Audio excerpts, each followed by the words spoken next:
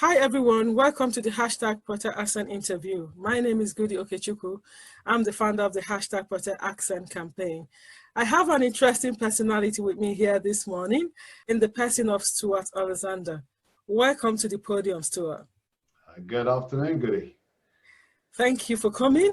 And can you please kindly introduce yourself?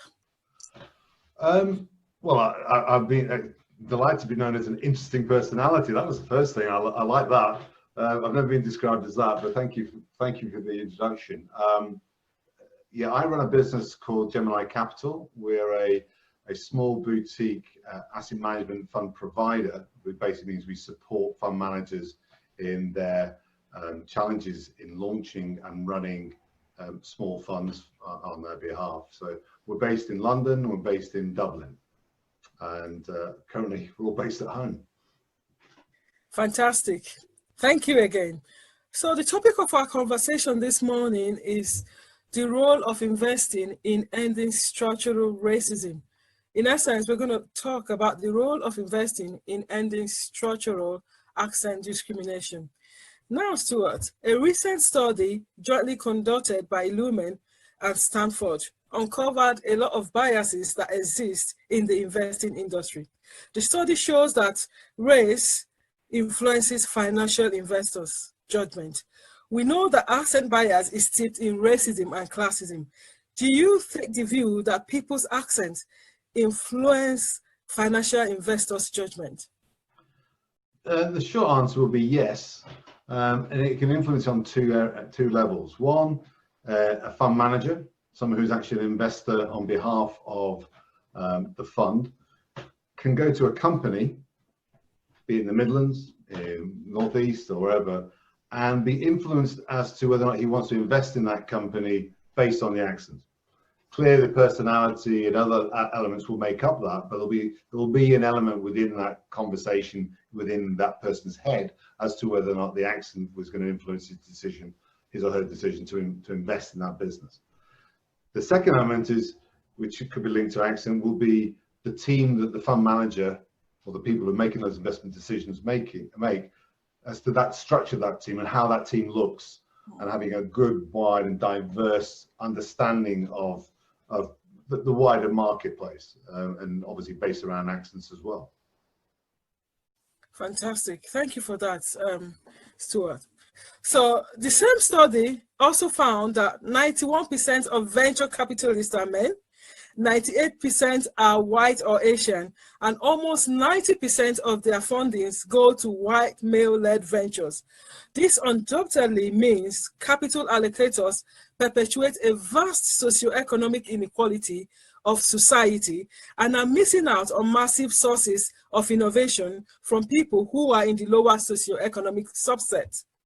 What can professionals who work in the impact investing space do to A, be more inclusive and align their values with their money, B, reflect diversity in their value judgments across all operations?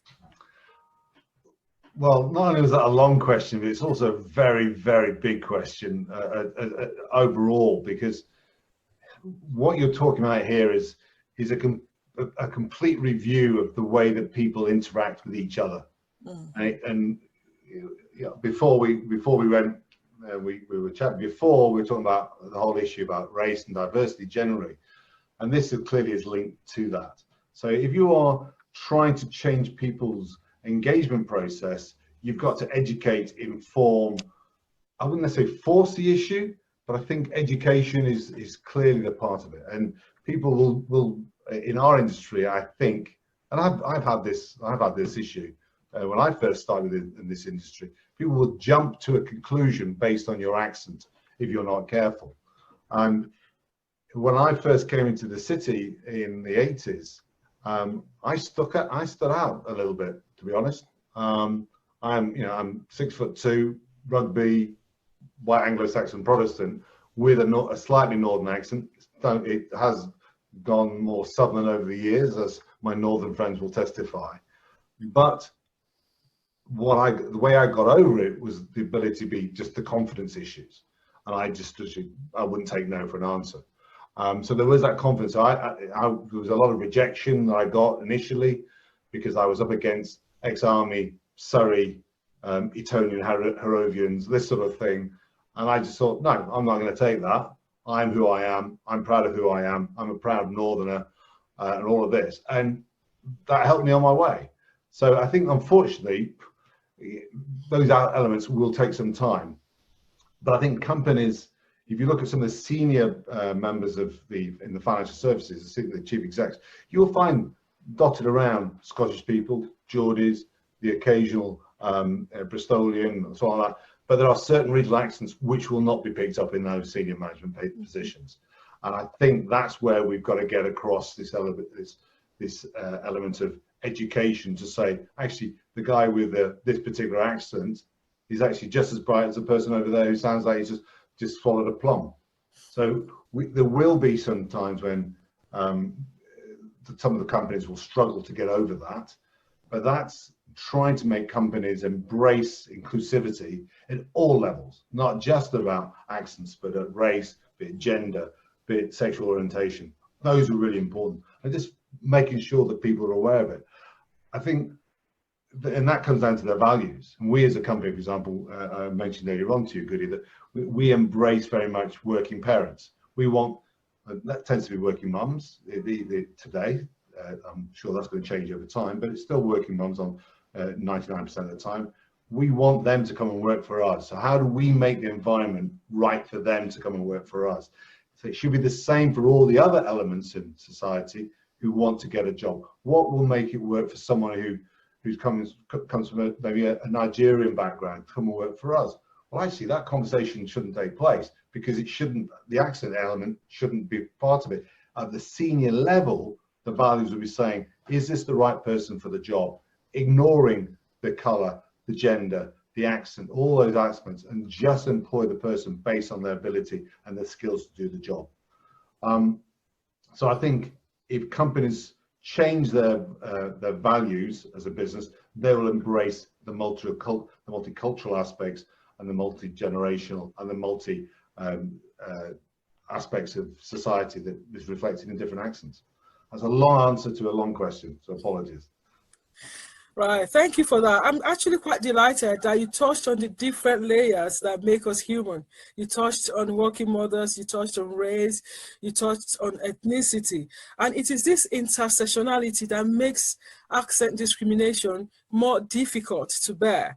And there are studies out there that show that there are money being left on the table just because investors just don't trust people from minority groups or people from lower socioeconomic status enough to invest in them.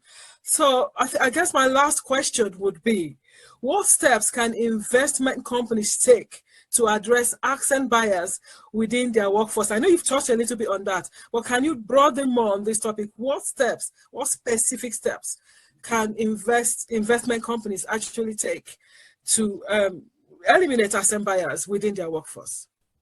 There's not a simple solution, and it's not something that's going to happen overnight. And I think we all accept that, because society is like a massive oil tanker. It takes time to turn. But some companies, the strong, dynamic companies who fully embrace the ESG aspect, and what I mean by that is making sure that their strong corporate governance, their social aspects, their community focus, not just their environmental planting trees, but the focusing more on their the sustainability aspects of investment, will allow them to embrace the whole idea of bringing on board people with different experiences and different knowledges and expressions. And I for one, embrace the idea of differences. We're called Gemini because until recently somebody passed away, I had an identical twin brother. One of me is enough. Two was bad enough. The last thing I want is to have clones of me in an organization. That's any company who thinks that they should literally look to the chief executive chairman and say, right, we're all going to be like him or her. Wrong, totally wrong. A good company has lots of different elements to it. I use the rugby analogy. You know, I'm a back row forward. You need a prop, you need the hooker, you need the second row, you need the fullback, and everything in between to make a good company. So you do need, and this has got to be absolutely written in stone, so that you as an employer make sure that your employees understand what you're about, so they can then make a decision as to whether they want to come and work for you. If you are clearly a bigot at every level, and it shows in the way you present yourself and the values of the business, you as an employee should not want to go and work there, because they will find fault in something about the way the way you have your scone. You put your jam on first before your cream. It'll be something ridiculous like that. And so I think you need to, as an employees, look at the companies and say, are these the sort of values of a company that I engage with, therefore I want to go and work with? And you'll find that in some of the big organizations today, certainly in the technology industry, fully embrace that. And I think in investment management places, there are certain firms who are certainly coming on board with that. You've seen in recent times, the likes of Schroders and Cazenove, Lloyd's, and people like that are starting to get that across to their employees to say, we engage with every level. We don't care where people come from, as long as they're the right person for the job. So if you come from Birmingham, you should not be held back. That's or anywhere else, you should not be held back, because it's endemic within the organisation, and it's written in not the mission statement these days. That's very old-fashioned, but written in the value statement of the organisation, which is part of the S of the ESG. Thank you very much, Stuart, for that. And on this note, I'll bring this interview to an end. It's been a very, very fantastic interview, full of wisdom from you. And thank you for coming. And bye for now. It's an absolute pleasure. And I wish you every success. And, if people are struggling with accents, then take note. It should not be a barrier to any entry to any employment proposition. You should embrace it. You should grow proud with it. Take it. It's yours. Thank you.